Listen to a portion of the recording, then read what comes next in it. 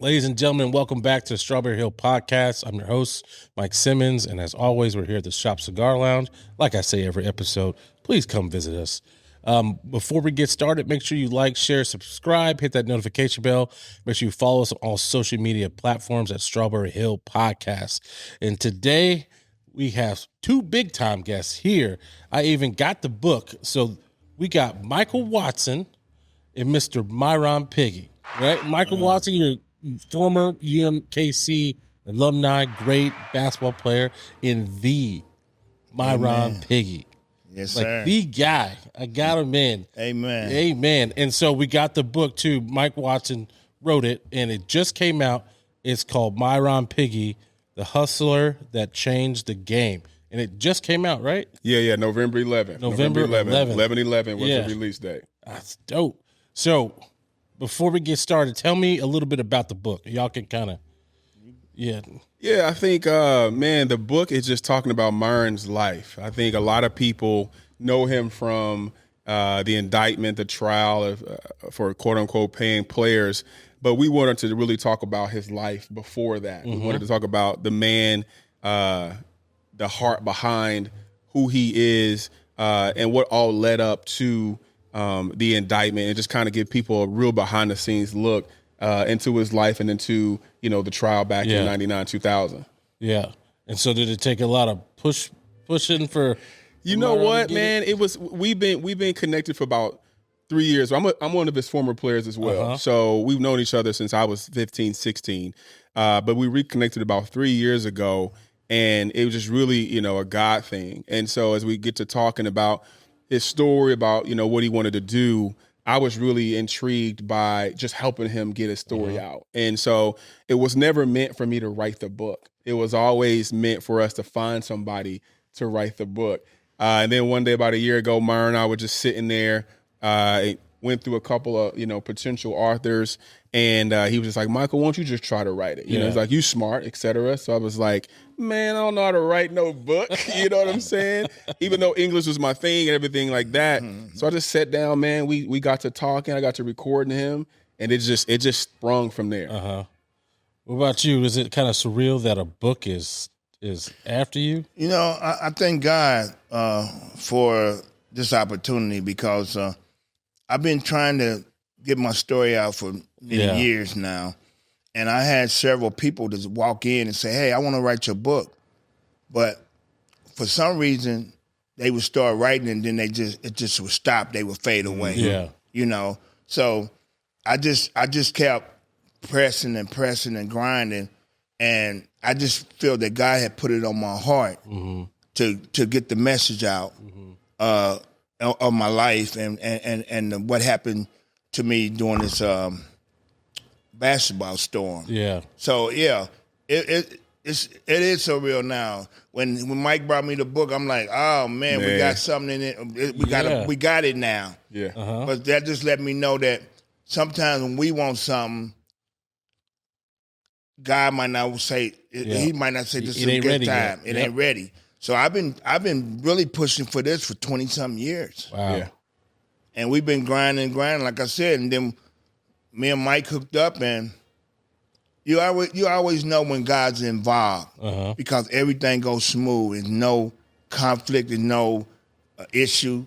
So yeah, I'm excited about. I had someone to write the book that was so honest and I could trust and trustworthy. Now I know it wasn't easy for him to write it, Not at all. but you know what? One thing about it is we stuck together. Yeah. So did you guys did you have to just sit there and just let me interview you for? We sat down and we just talked, man. Like we talking now, and I recorded the conversations because I wanted to be able to sit with it. And one thing about Myron's story is it's so honest. It's so many layers to the story, and I didn't want to miss them.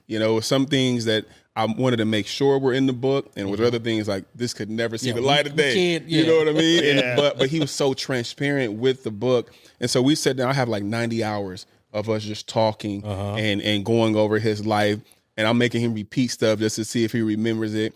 And then I turned into like an investigative, kind of journalist, man. Like I'm going back, I'm talking to people who were around in the case. Of course, we got guys like Earl Watson and Jerron Rush, Coleon Young, basketball royalty, talking to them about that time, and then talking to Myron about that time, and Myron Jr. So it became an obsession almost. Like it was so much fun.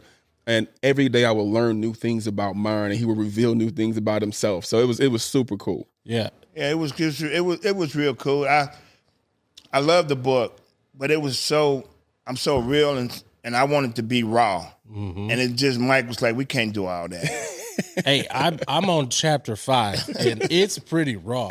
I told him, tell him, Mike. I'm waiting to keep going. Yeah. And so, speaking of that, I didn't know your backstory. I knew of you, like we talked about before. Like my cousin's Earl, so I knew of Myron Piggie, I knew of Mike Watson, I knew of the whole scandal, but I didn't know the upbringing.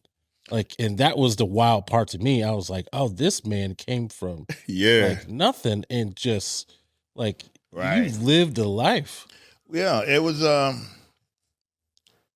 lived a life. I came from a family of 12. Family of 12. My father and mother was in the home. I mean, we didn't want for nothing. We was a family, and we all stuck together and we got along. But it just came to the realization where my older brother was just a different breed. Yeah. My brother Michael was different. And when I started watching Mike move around, I became a real curious kid. I wanted man, this dude was something, but he was different, but he was a good dude. And I started seeing the things that he was doing in life, and I wanted to emulate him. I wanted to be like him. Yeah. Mm-hmm. But I didn't know that it was going to go that far. Yeah, the implications. Yeah.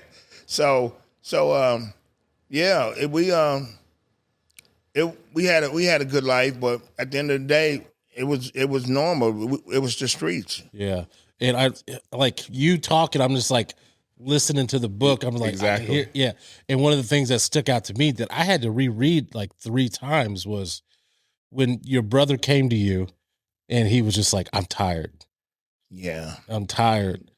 And then you were just like, let's go. You're like, nah, I'm tired of all this. Yeah, he came over, and he liked to smoke a little marijuana, and so he's like, give me some marijuana, man. I'll pay you later. I was like, I said to myself, I ain't getting this back. Off the top. Because I wasn't going to even ask him for it. Yeah. You know what I'm saying? But then he just told me, we was just sitting there. It's like yesterday. He was sitting there. He said, man, he said, I'm tired. I said, what's wrong? He was like, I heard it's a hit out on me. And they in town. I was like, what? I was like, come on, man, let's go do this. I'm ready to let's do this. Mm-hmm. This is real talk. He's like, Myron, man, I'm tired. And when he said that, 12 hours later, they killed him. Yeah, that's wild. That's what I mean. I was like, I can't believe this. Right. So you see the honesty and the emotions that invokes. So just sitting there hearing it for the first time, and then he talking about his brother. It's not like a random person. This is his brother. This is someone This is he my emulated. idol. That was my idol. Yeah. That's who took me in. That's who taught me the streets and taught me how to deal with the streets and deal with people. Mm-hmm. And all the trials and tribulations he went through, he had got shot 12 times and he still survived. Jesus. And he got shot in the eye. He always had a bad eye. But at the end of the day, he was just that dude. He was the dude that I wanted to be like. Yeah. So once I found out who he was, because I started finding out who he was on the streets when I kept going, hey, you Michael Piggie's brother. You might be. Yeah. So then I'm saying, I used to watch him. He would walk cool and everything. Mm-hmm. I wanted to walk cool and everything. You know what I'm saying? It was weird because he loved all of us, but me and him had a different relationship than me and my other brothers. So do you think that's why you kind of, he was your role model, your mentor? Is that kind of why you wanted to follow in his footsteps and get into the drug game? And he really wasn't no big drug dealer. Uh-huh. He just was a gangster. Yeah. You know, back then, a lot of gangsters didn't sell dope. Mm-hmm. They just was gangsters. Mm-hmm. You know, and that the dope was always in the mix of everything. Yeah. But he wasn't that type of dude that was selling dope. He was a hustler. They bank robber. You know, back then people used to rob banks And get away with it. And get away with it. Yeah. And I tell people today, you know, back in the day, crime used to pay. Yeah. And crime used to pay because we didn't have nobody telling on nobody. No stitches. Yeah, you know what I'm saying? Used to pay. But at the end of the day, he was someone that I looked up to. I thought as a young man, and I really didn't know God. Uh-huh. I thought he was my God. Yeah.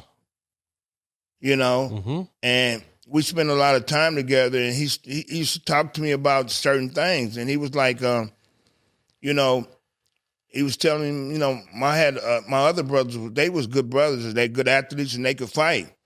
But he just told me, he said, you built different. You're a street dude. Yeah. And when it comes from your idol saying that you're a street dude, so now I feel like I had to live up to his expectations. Mm-hmm. And I didn't mind that. Yeah. But at the end of the day, I still didn't know what I was getting into Yeah. until I got into it. Yeah. And so speaking of getting into it, so what was like I'm chapter 5, so I'm almost there. Like I'm still reading, but what was life like, you know, being in that game? It was normal. Mm-hmm. You didn't know nothing else. Yeah. You know, you didn't get a script to write, to read and say, well, this is how it's supposed to be. It's like every man on deck. When something happened or when a trial and tribulation come or whatever, you got to be ready for it. Mm-hmm. And he prepared me to be ready for a lot of things, and I want to say everything, you know, because for some reason he trusted me, and that made me feel good. So by now I'm knowing that my brother is a gangster and my brother is who he is. Now that making me feel like it's pressure on me because I don't want to let him down. Mm-hmm. And man, we had a good time, man. But it's at the end of the day, when it was time to handle business, we handled business. Yeah. And so what happened, I'm going to spoil it for myself, but it's fine because I want people to read the book. But what happened to lead to like the arrest at first? Not the AU stuff. I'm talking about like your first conviction with the drugs and everything. I had got off in, you know, just selling some cocaine. As a matter of fact, it really was dropped in my lap. Uh-huh. And I had a cousin, JD, and I had went over to his house one day, and he was just sitting around, and I started looking at him. I'm like, what you got going on? And he told me what it was. So he gave me a pack and said, man, go do this, man. And if you want to get off into it, then come on back. So once I went back to him, I'm like, okay, let's do this. But he really set me up because he needed the muscle. Ah. You know what I'm saying? Yeah. And so Yeah, once I you joined, were that guy. You were the muscle. yeah. So once I realized that that's what he needed, and then that's when I started really getting off in the game because to keep him safe, he had to make sure that I was able to make money. Mm-hmm. And it was weird because I had run into a young lady. At that time I was married, and this young lady was a good friend of my wife's. Yeah. And she had disappeared. And then she came back all of a sudden about 2 or 3 years later. And, you know, we used to play a lot of ball at Greg Center and down the Parade Park. You know, and I treated her like she was like my sister to me. So Yeah. she kept asking me, Myron, I need some work. I need X amount of, you know, weight and whatever. I'm like, nah, girl, I can't put you off in that. Mm-hmm. But she kept coming to me, and then she came to me with a nice sum of money for some work. So I'm like, okay. So I ended up starting dealing with her on that. Didn't really realize that she was an informant. I'm about to say, that sounds like a setup. I mean, coming from an ex-cop, I was like, I'm about to say, yeah, you know. Yeah. But disappear and come back. Yeah. So I shot her some work, And about 3 weeks later, she came back and said, "Hey, I need double that." I was like, "Nah, I ain't doing that." She was like, "Brother, I need it." She said, "I can't trust nobody out here." So I get her double work. And then she came different because the work I was giving her was Potter. Mm-hmm. And we knew that Potter carried less time than hard. Mm-hmm. So she came to me the last time and she wanted hard. And it took me about a week or so to say, okay. And when I did that, I delivered that stuff to her one night. And it was so weird because my brother Brian had came over and he was like, he came over and I was like, hey man, I need you to make a run with me. I need you to drive me somewhere. So I had my kids in the car with me. Mm-hmm. So my wife worked nights, so everywhere I went, my kids went. So we pulls up and it was so weird that she was standing out on the sidewalk. We never did business like that before. And it was nighttime. So when I stepped out of the car, I was like, what the fuck you doing out here? Mm-hmm. And she was like, she wouldn't say nothing. Then all of a sudden I seen cars creeping with no lights on. And I'm like, she done set me up to get robbed. That's what I'm thinking. So I run back to the car. I'm up here, got a whole key of ice, a rock on me. Mm-hmm. I'm already got pistols on me and guns on me. So I run back to the car and they just white boys just start jumping out everywhere. And my brother was like, what you want me to do? I was just, being real. I said, run over that motherfucker. And he ran over him. They just shot my car up with my kids in it. Boom, boom, boom, boom, boom, boom. And one car hit us and turned us back that way. Uh-huh. And we got away and they didn't follow us. Ooh, that's So wild. So I'm looking at, now I'm And this is with your kids in the car. Yeah. Yeah. Oh, they see my kids in the car. They shot that mug up. And I don't know, God is so good. At the time, I didn't realize, but they hit the floor on just their instincts. Yeah. The back windows were shot up. The cars were shot up. There was holes all in the car. And I was like, Brian, how did we make it out of that? So now I'm here. I'm curious. So I called her. She never answered the phone again. And I'm like, what the hell was that? Mm-hmm. And then come to find out, she had hit other brothers in the neighborhood like that. Mm-hmm. So that was a eye awakening right there, because I didn't, if it wasn't for God, man, God just spared us that night, man. Mm-hmm. And when I made my brother run over the FBI agent, it was crazy. It was just like, you was in a dream. Yeah. And then like 2 weeks later, I used to take clothes to the cleaners. This is 2 weeks and they still haven't done nothing with you? They couldn't find me. Oh, look at you. And you know what? I wasn't even hiding. Yeah. They thought I would live somewhere else. Uh-huh. And that's what they had their eye on that place. They thought I lived there. So I goes and drop I go drop cleaners off, on my cleaning off on 27th and Benton. And one day this brother walked up to me, one of my homeboys, older homeboys, and I kind of figure out, I don't know if I know they must have been watching him.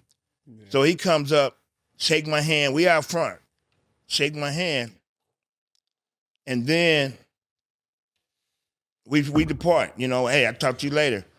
Come to find out, when he came and shook my hand, that was a clue to them. They want to know who I was. Mm-hmm. So they started running my plates through. And they was like, here he is right there. I didn't know this. Mm-hmm. So I goes back home. I always take my kids to school. My wife worked nights. And that morning, she wanted to go to get her hair done from my sister. So I was taking her to get her hair done. And on Cleveland and Benton, down by Watkins Brothers Funeral Home, it was an accident. And the whole street was just piled up. It was a bad accident. So I'm in line, you know how you wait. Yeah. I'm waiting, me and my wife waiting. All of a sudden, I see like 10 white guys walking toward the car. Oh, shit. And then I start seeing the dude on crutches. I told my wife, I said, here they come. She said, who? I said, the motherfuckers that tried to kill us 2 weeks ago. She said, who? I said, the FBI. Mm-hmm. They came up. The dude that you hit was even in the line with crutches. He's like, motherfucker, I'm coming to get you myself. Yeah. And I knew they was coming. I had like a pistol. I had a brand new 38 Smith & Wesson on me. I had like 20,000. And I was like, you come in. I said, when they come up here, just don't say nothing. So they made us get out of the car, put us on the ground. And then the FBI agent said, motherfucker, move. I want to blow your fucking head off anyway. I don't give a fuck. We know who killed your brother, and we don't give a fuck. Damn. That's what they told me. So I'm up here just talking to them, like, making sure that my wife get out okay. Yeah. So I talked to them to let her take the Jeep. They let her keep the money, but they didn't let her keep the gun. So when they hit me, then I realized that night she was an informant. That's who had set me up. Your wife? No. Oh, okay. Her friend. I got you. Uh-huh. Yeah. So she disappeared, and next thing I knew, me and my brother had caught a case.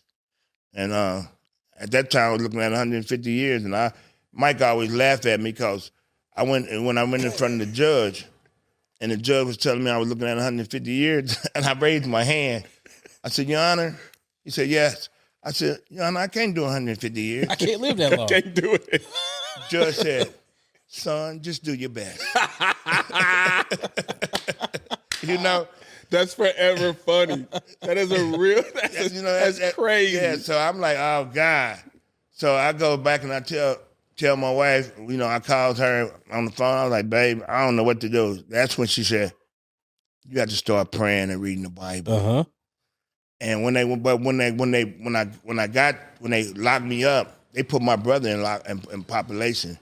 They put me in max. So I was locked down 23 hours a day for 4 months until my case came. So they gave me an hour a day. Jesus. So it was crazy. It was part of life. Yeah. So how long did you end up doing? I know you didn't do 150 years. No. That's when God stepped in. I wasn't a good reader. I was just a raw dude. And I started praying and I started reading. And one night, for some reason, I had favor with the guards. And they let me and my brother come in the hallway and talk. And my brother was like, he's a good dude. He wasn't built for that stuff. He was just helping me out. Now I got him in a bad situation. He's married and got kids. And he was like, Myron, man, I got my kids. I can't do this. So I said, okay, man, let me handle this. So I went up and called my lawyer. I said, man, I got to go. We got to tell this lady, man, that this dude didn't have nothing to do with it. I can't let him go down. I take everything. So they end up talking to her. But then I had a judge named Joseph Stevenson, Jr., white federal judge, the strictest in the federal system. That was my judge. And time for sentencing, we went, back then you can go in the chambers, they're going to just go through everything, how it's going to go out there. Yeah. And my lawyer was like, Judge, we already told him we're going to incarcerate you. You're going to send him to the penitentiary. And so that's when God really started changing my life. And I didn't realize that. Mm-hmm. So when we went back out and we started going through all the formations and everything, it was time for me to get sentenced. And the judge said, do you need something to say? And I'm a hardcore dude, and I never cried. And I just broke down in tears. And can't nobody tell me this didn't happen. When I broke down in tears, it's like a vision came over the courtroom. Mm-hmm. It's like something just real big, like a dream just came over the courtroom. And when I got through talking, the judge was like, hold it. I need a 10-minute recess. Because I knew God started, I didn't know at that time, but when that God showed me that vision and took over the courtroom, And the prosecutor and the lawyer was like, what's going on? He came back out and he said, I'm going to sentence you to 10 years in the federal penitentiary, but I'm going to suspend them and give you 5 years probation. So you ain't got that far yet, Mike. No. Yeah, in the book, man, it's a true story. Yeah. And we write it like I wrote it just like he said it, you know, and he was like, the Holy Spirit essentially took over and touched the judge who was one of the hardest. He hated judges. crack dealers. Yeah, hated them. And back then, this is 88? 84, 80 mid 80s. 87. 87. Yeah, right. 86, and right 87. before you had mandatory, right, Myron? Yeah. When I called my case, that was the last year. And the law had changed. Gosh. Yes. Talking about the grace of God for real. That was God, man, because I mean, I had to tell it because it was just it was like a dream went over that courtroom. And when that judge said, hold it, he didn't know what was going on. Give me 10 minutes. And he came back out, and that's what he gave me. By him giving me probation, they had to give my brother probation because he didn't never do no sales or nothing. Yeah. And it was just like, one thing in my family was, if we come and say, come on, let's go, we don't ask questions. Yeah. We just go. Yeah. You know? So, yeah, that was, that's when, I didn't realize it, but that's when God really started working with me because when Michael got killed, I turned I said, it ain't no God. God wouldn't do that to me. He wouldn't take him from me. And I didn't want to deal with God no more. Yeah. So God changed that and said, look, I'm here for you. And when he gave me that break, I didn't take advantage of it. What do you mean by that? Because I went back out. You doing the same shit? I can't wait to get these chapters. I'm telling you. Yeah. It's so intriguing because even though and it speaks to our own lives. If you look at it, that's why I really wanted to highlight was Myron's humanity. You know, and just like everybody else, ours may not be in the drug game, but we have so many opportunities where it takes us a while to get it right. Yeah, and that's what the nobody's story. perfect. Yeah, and that's what the story really speaks to. From that part to then what he became and the impact that he had on so many young people's lives, including myself. So I definitely wanted to write it like that. Yeah. So you get out and you get right back into it. Right back in. And the weirdest thing was, I get out, and I used to have basketball teams. Guys, out of high schools used to play against each other. When you graduate, we still get together. Yeah. So we was in a tournament over at a gym called Whatsoever. The second day I got out, I put my team in that tournament. And the first team that we played was the Cops. The police basketball team, bro. And I hit a jumper on one of the Cops. We don't know if that's actually true. We had to put it in the book, though. We had to put it in the book. One thing about me, my word is my word. And I shot it. He was like, pussy, don't do that no more. And when he said that, I stole on and knocked him out. Now we had to get out of the gym because all the cops was around there. So now I'm on paper. I had to call my PO and say, man, look, I was in the game, man, and I knocked the cop out. Knocked the cop. You like your second day? And so they end up filing charges on me, a city charge. So I had to go to the judge before that, and then he came in with his uniform on. And just how God be moving, man. He came in with his uniform on, and the judge said, "What you got your uniform on? Did you have your uniform on when he hit you?" And he was like, "No, Your Honor, I'm just got to do something." And then he was like, he stole on me and he hit me, and the judge was like, "Okay, what you want me to do?" And the judge was like, he said, "Well, I had to go to the doctor." He said, "How much your doctor bill?" He said, $150. Judge said, "Now everybody know Myron Piggie. Myron, pay him $115. I gave him $115. We walked out the court. And that was it. And that was it. Until later on. Yeah. So, Go get to later on. Now I gotta hear about this. It was just, that's when later on down the line, when I end up leaving my cleaners, one of his partners, they pulled me over. And then I had a gun on me then. And then the white cop was like, no, we're going to let him go. But he was like, his partner, the dude I knocked out, was like, no, let's hit him. Oh, so he's pulled you over? Not him, but a white cop pulled me over. And you know, when they pull you over, you know, other cops come. Oh, shit. So when another cop came, it was the guy I knocked out's best friend. Yeah. So they wouldn't give me a break, so they ended up arresting me with a CCW. Yeah. And I paid $100 fine. And that gun came back to bit my ass later.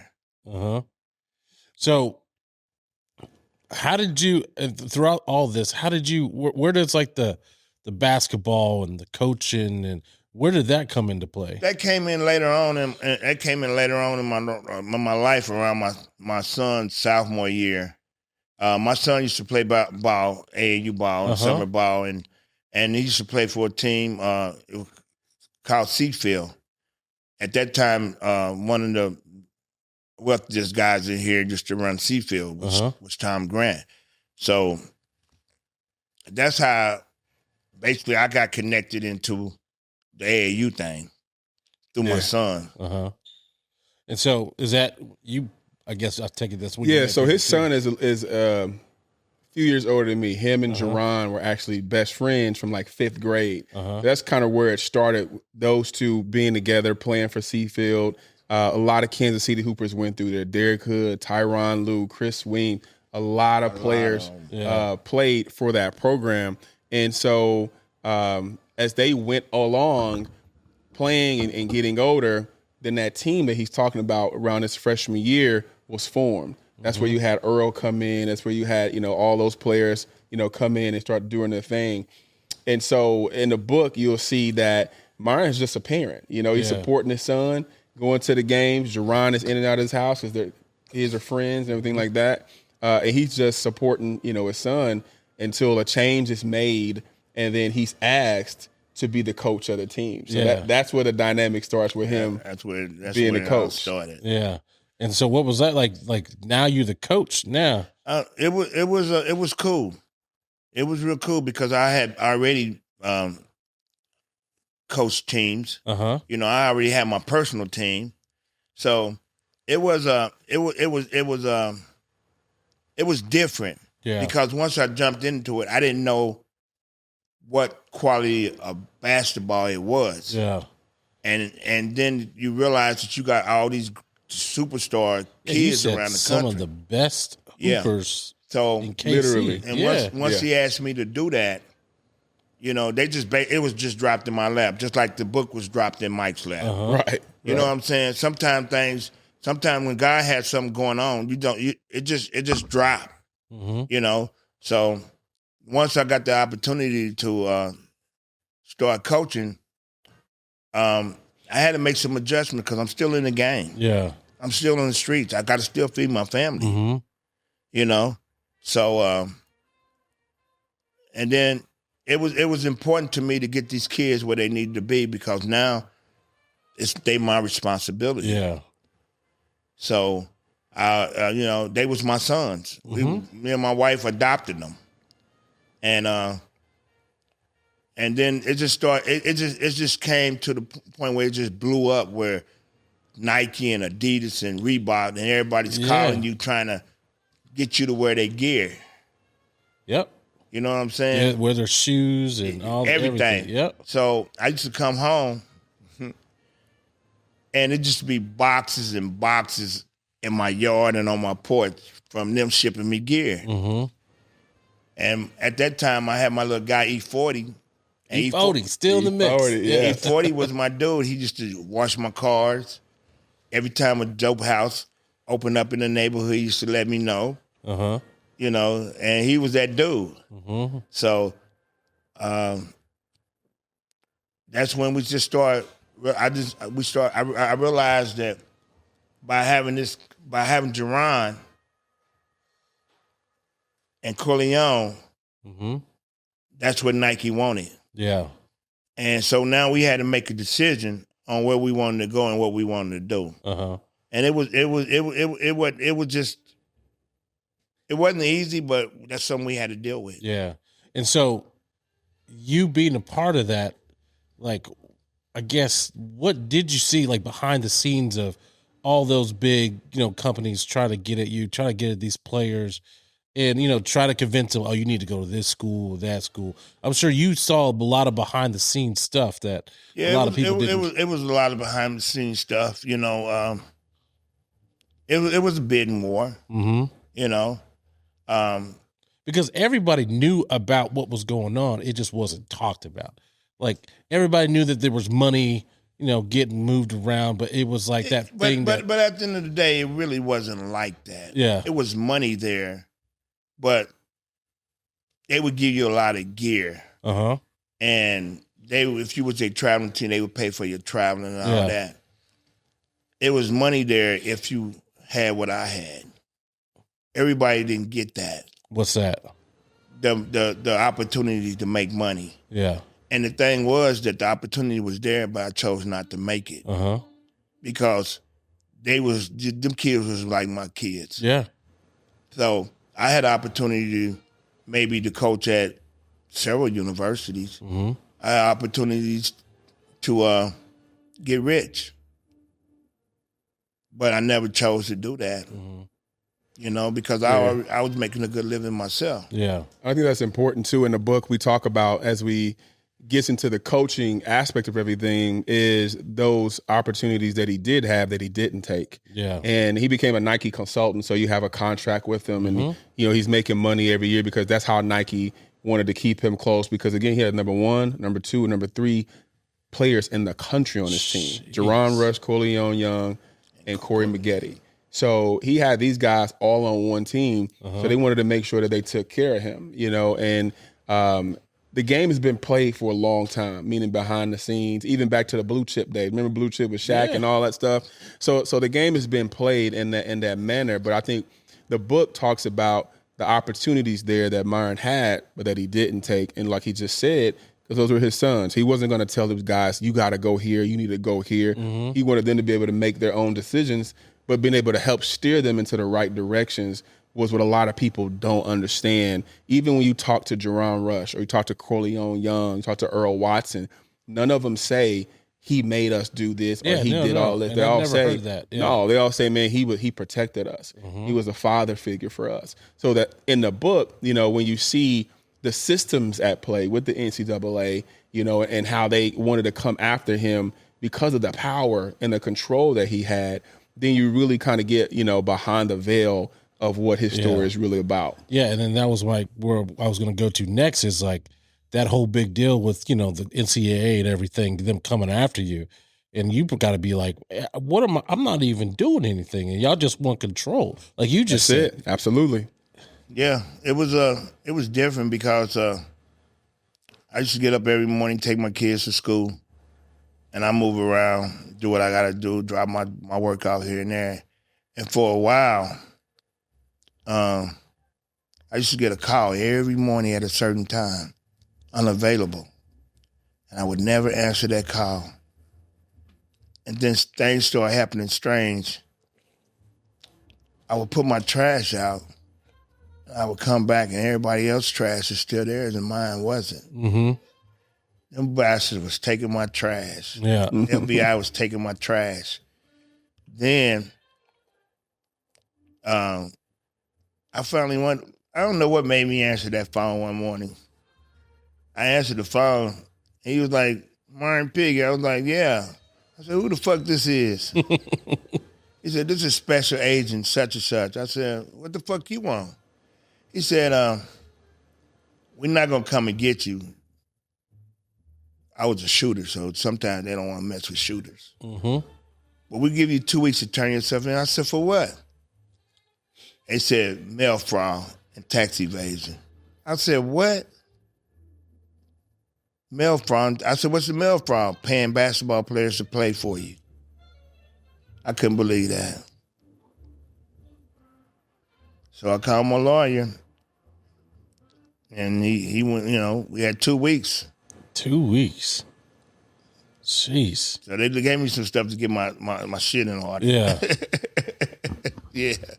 But that's when they hit the fan. I didn't realize, I didn't even know nothing like that existed. But what happened was I changed the game. Yeah. By me going out recruiting across the country, like college coaches were recruiting. When I did that,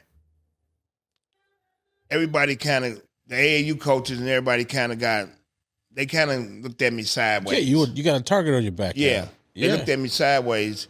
But what I did was I went and used my mentality that I had, because once I played against a team called New York Riverside with Eric Barkley, Elton Brand, Ronnie Artest, Lamar Odom, they came in here and spanked my butt by 50 points. You know, and I was like, hell no, I ain't taking that ass whooping no more. So I start going out recruiting. Yeah. You know, and when we started recruiting, we was Nike's traveling team. But, you know, we go step back where when Nike and Adidas and New Reebok was battling for us, it was Sonny Vaccaro at Adidas, Italian, big time dude, and then it was George Raveling at Nike. And then Jim Herrick Jr., his dad was the head coach of UCLA, and he was with Reebok. So it was a battle, you know, and they started, you know how they wine and dine you and all that. So we had to make a decision to what team we wanted to be representing, who we wanted to represent.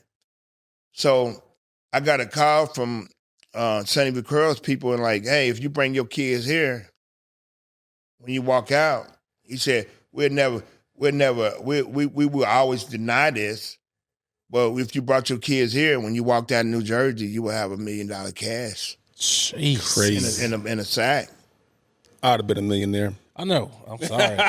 Yep. I'll be there in about, I'll be there. Yeah, And then, be there about 4 hours. Yeah, and then George Raveling at Nike was a black dude, so he calls me. He flies me out to Indianapolis. That's where the Nike camp used to be. And you know, I'm from the hood, and I'm always want to help our people. And he was a black dude, and he just sit down, and the dude fell on his knees and started crying. Man, I need you, man, because this was really his first go around Nike. I need you, man. I need you, man. We give you a $250,000 consulting fee. You know, we give you all the gear you want, man. All the Jordan jump, man. You won't nobody get no better gear than you. And he just started crying, man. I was like, man, let me help this black dude out. Yeah. Come to find out, it wasn't good to help that black dude out. He bit me in the ass later. Because it sounds like a lot of people just turned on you. Everybody turned on me. Yeah. Everybody turned on me.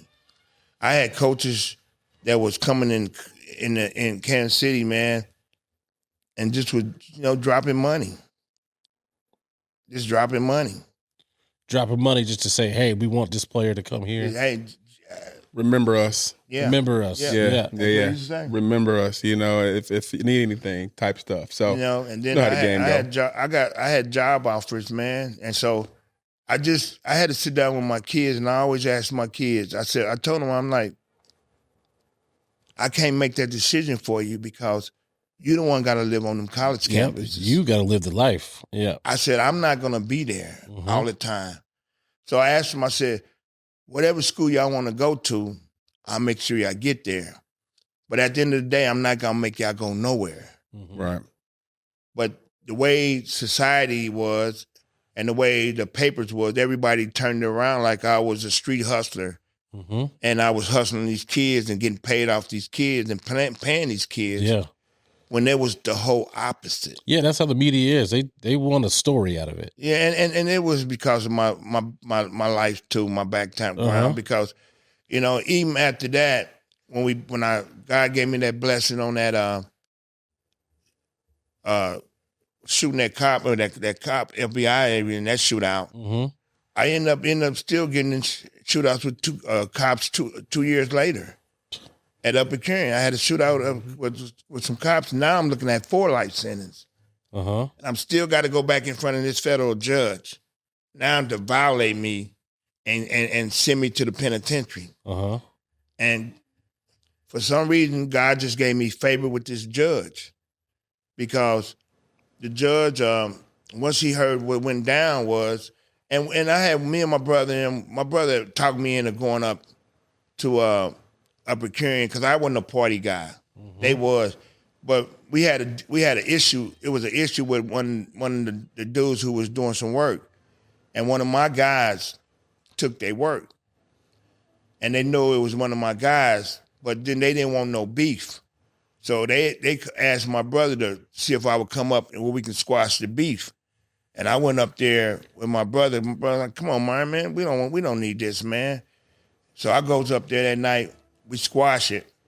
It was another guy with us. He tried to steal a girl's purse. Yeah. And so she calls her people up there, and I didn't even like to do no way, but my brother did. So when they came up in there on him, I was like, Bobby, let him kick his ass. Nah, Bobby runs and get into the fight. So now we got to go fight. So we go and beat these dudes up, come out. They come around the corner. And I had a guy with me, but he never told me that he heard them say that they're going to be waiting on us when they get out. So what he did was he went and slipped to the car. And I had 4 pistols in there. He gets only 1 pistol out, which was mine. And it was a Luger that shot 18 times. So when they came around the corner, we came out, they started shooting. He pulls the gun out. I'm up way over here, and that gun passed 3 hands and got to mine.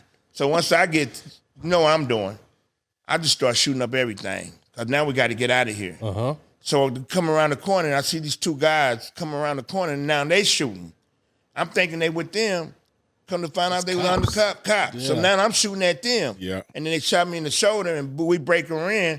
I broke her in, and come to find out now, I'm looking at 10 years in the federal penitentiary. I'm looking at 2 life sentences for armed criminal action and 2 life sentences for attempted to murder. This is 2 years after you got. God damn. Yeah, Mike. That's why I said, man. Sometimes it takes us a while to learn the lesson. Hopefully, you just staying at home, not doing shit there. That never stopped.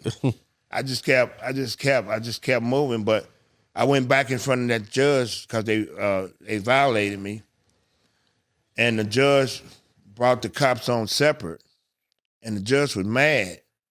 He was like, "How in the hell undercover cops in a club drinking with guns on?" And he didn't like that. So he questioned them. And he told my lawyer, he said, "I'm not going to violate him right now. Take this back to the state and beat this." So I went back and I said a whole year, 6 months in the hole, because they shot me to Lexington, Missouri. By me being a cop shooter, they put me in the hole for 6 months. I lived in the hole for 6 months. I mean, no light, no nothing. And then all of a sudden one morning they just said, "Piggy, dress out." So the state came and the state had to come and get me because they had to file a thing to get me over there. So I goes up in there, and then I spent 6 months in the county. And then all of a sudden, my lawyer came and said, "Look, we're going to plead guilty to the gun." The cops, both of them resigned because they was drinking. And so you ain't got to do that. So I ended up beating that. I goes back to the federal judge, and he was like, but before I did that was when he asked me, he said, "What happened?" And I just told him, I said, "Your Honor, my brother was on federal paper." And I said, "He didn't carry a gun." And I said, a guy walked up to him that he trusted and got him out of the house, and they killed him. I said, I wasn't going to go out like that. I said, I'd rather go to the penitentiary for somebody to kill me. And the judge was like, makes sense. He went when I went back in front of him, he let me go. The prosecutors, everybody was so mad. Jeez. They were so mad, man. But that was my life, you know. That was part of it. And basketball came along a little later, but it was so deep that was, to me, that was the norm. Because once you start at 6th grade doing things like that, you think that's normal. It's normal, yeah. That's how you grew up. You know? Yeah. And I was telling Mike, I was telling Mike, I was like, you know, back in the day, you could never say that you had mental illness because it was weakness. Yeah. But sometimes people don't understand. When you live a life and things just thrown in and you get put in the fire, you have to deal with that. Yeah. You can't go to no therapy or nothing like back then you couldn't do that. You just had to learn how to adjust to life. Yeah. And that's what I had to do was adjust to life. But God kept his hands on me so much. And he was whooping me to death. And I kept just fighting him. Yeah. I just kept fighting him. And it was a journey. So I'm gonna go back to the mail fraud and the tax evasion and stuff like that. So you ended up doing time for that, right? 3 years. 3 years. And I take it no one wanted to hear your side of the story about what was going on. They just wanted you know, by Mike doing an investigation on all that stuff and the whole case, that opened the eyes to him. And he realizes what really went down. You know? I think one of the most important things to remember about the case is when I looked at the indictment, he had 11 different counts against him for the basketball case, right? Yeah. And so you looked at the basketball case and you quickly realized that there was no case. You know, they had kids at the time, you know, Jerron and Andre Williams, Corleone, Corey Maggette, who they questioned about Myron, and essentially threatened them with their careers, saying, hey, if you don't say this is what happened, you're not going to be eligible, you're not going to play. So you're talking to 18, 19-year-old kids, intimidating them and saying this is what's going to happen if you don't turn, if you don't say Myron actually gave you these things. You look at the indictment, one of the indictments says that Myron gave Jerron $17,000 in a Nike shoebox. I mean, that's like a movie script. You ask Jerron laughs and like, that never happened. You know, it's those things when the system is after you, they will make sure that they bury you. So with the basketball case, them being indicted, you know, Myron was the first person to be indicted for this kind of thing. You know, he's the first person. And so when I looked at the case, the mail fraud is for the kids signing the letters of intent, send them through the mail, and then ultimately not saying that they have been paid to play. Then the tax evasion was from '98, where he received money from working but didn't file taxes on it. So they came after him with all of these things to convict him for a basketball case when ultimately those weren't the things that he was convicted of, and paying players, et cetera. So the dynamic of it all kind of comes together when you realize that the feds used his gun case that he talked about just now, where he was pulled over and paid a $100 fine. They used that as leverage to convict him on the basketball case. But here's the crazy thing, Mike. If you realize that, and you know this, the gun charge had 10-year backup on it for the felon in possession. At that time, 9 years for him. The case that they wanted him to ultimately plead guilty on only was 3 years. So you got to look at what was the message here. Yep. You know, and it's in the book. It's like, you want to take this, you want to take this, or you want to take that. But the reality was they wanted him to do time. They would have did more time for the gun charge for the felon in possession. But they wanted to convict him on this basketball charge to send a message. You know, that's how the system works, you know. And since he was the ultimate scapegoat, you know, black, former felon, et cetera, then it was easy to pin and push that on him versus anyone else. And so when the NCAA came down, they wanted to send a message. So when I looked through everything, I'm like, man, they could have gave you 10 years, but just to make a point, they said, plead to this. So because if he had went to trial, he would have beat it.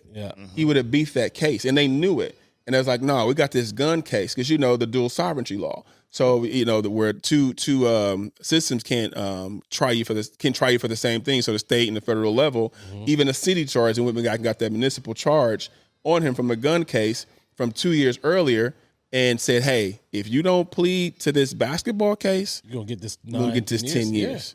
So what do you do? What you gonna do? What do you do? Yeah. And you talked about players like being in a bad position. Like Jerron was one of them. Like he got blackballed from from the league. It ruined him because it wasn't even the league. It was he was suspended for 24 games. Yeah. As a sophomore, 19-year-old kid, you out in LA. He talks about this in the book and in our interviews, how that just the psyche, it just broke him down. Yeah. It broke him down because you take basketball away from basketball players. We didn't know nothing else at that time. The number one kid in the country. And then you got to sit out. You have to, be hit with all kind of stuff, and people are coming at you. Oh, you took money, et cetera, et cetera. And it really ruined him. And I think ultimately, and more so than that, was it took Myron out of his life.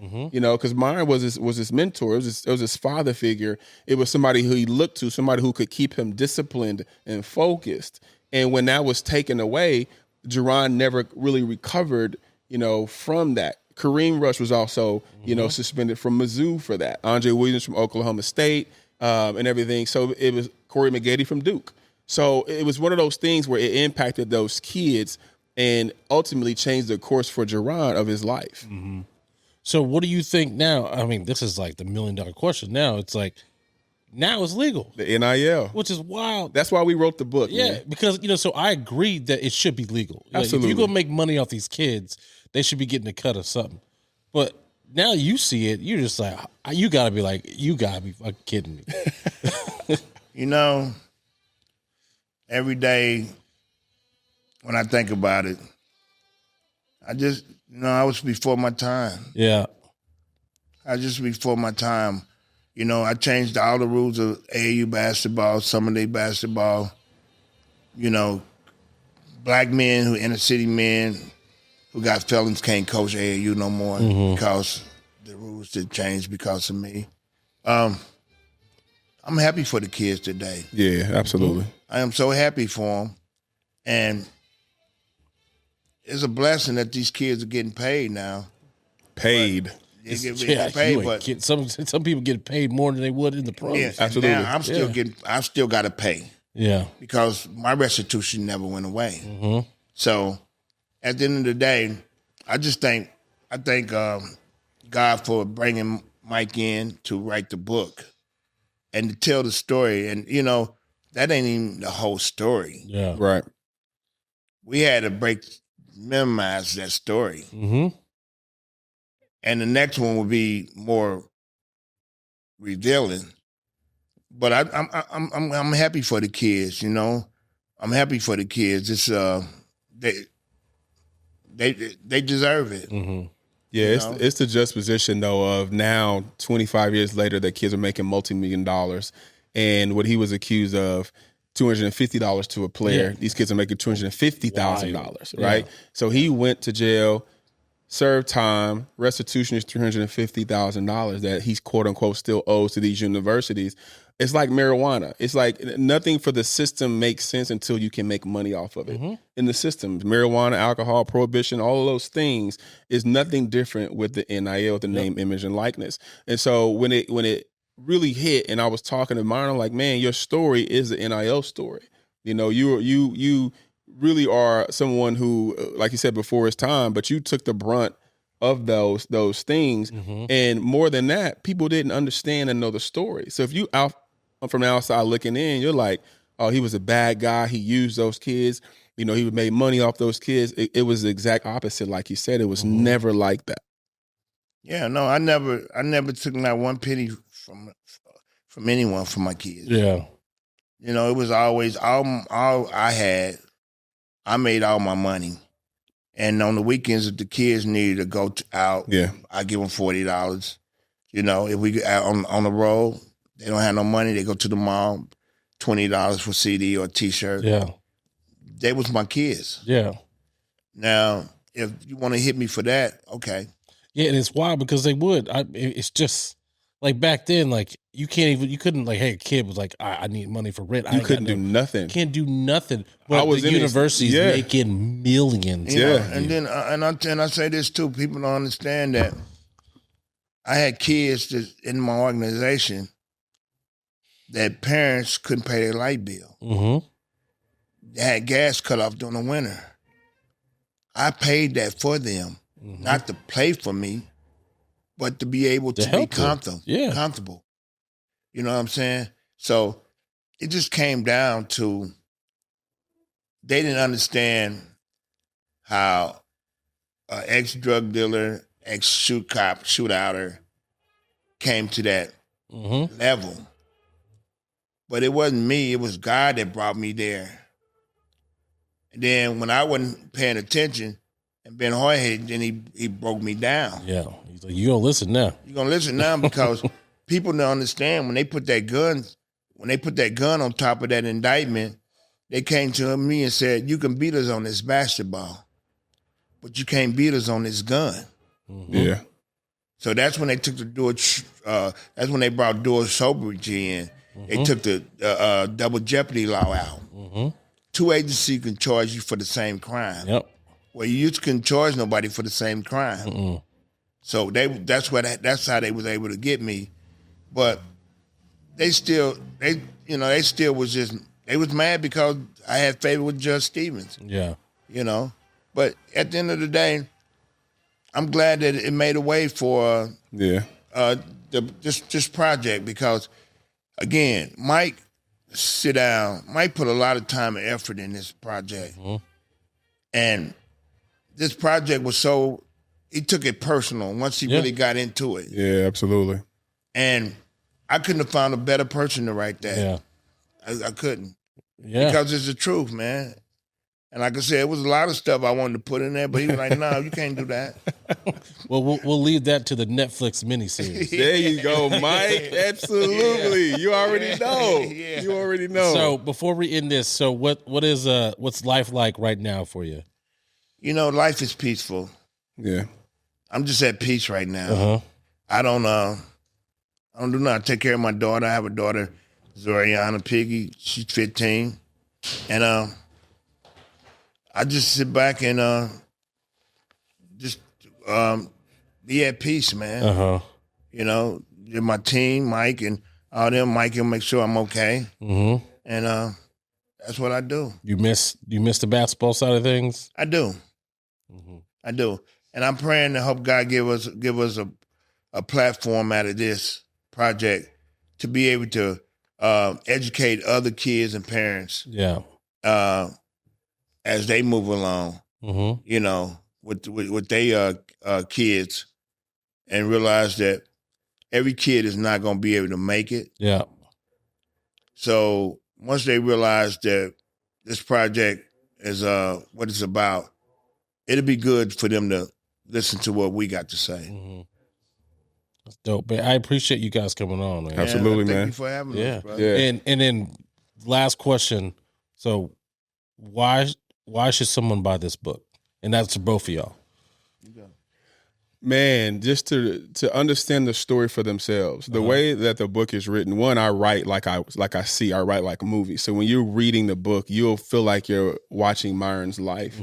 And so you get to understand the things that he talked about, the childhood trauma that, kind of showed itself throughout his life and through his decisions.